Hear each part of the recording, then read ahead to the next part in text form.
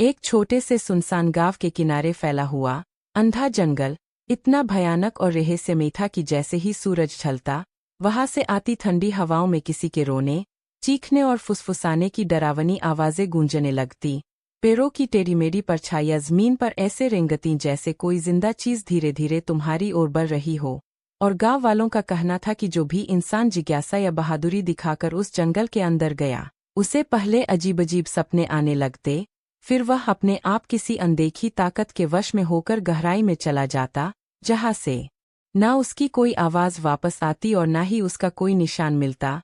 बस पीछे रह जाती थी टूटी हुई यादें, डर से भरी कहानियां और उस जंगल का ऐसा खौफ जो हर आने वाली पीढ़ी को रात के अंधेरे में सिहरने पर मजबूर कर देता था।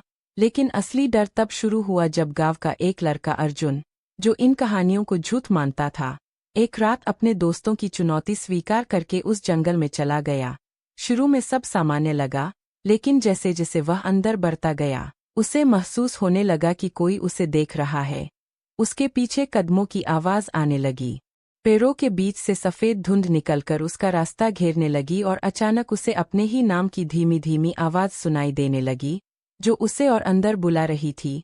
डर के बावजूद वह आगे बढ़ा और अचानक उसके सामने एक पुराना टूटा हुआ मंदिर दिखाई दिया, जहां एक काली परछाई खड़ी थी जिसकी आंखें लाल चमक रही थीं। अर्जुन भागना चाहता था लेकिन उसके पैर जैसे जमीन से चिपक गए थे। तभी वह परछाई धीरे धीरे उसकी तरफ बढ़ी और उसके कान में कुछ फुसफुसाई, जिसके बाद उसकी चीख पूरे जंगल में गूंज उठी। अगले दिन गांव वालों को जंगल के किनारे अर्जुन के जूते तो मिले, लेकिन वह खुद कभी वापस नहीं आया।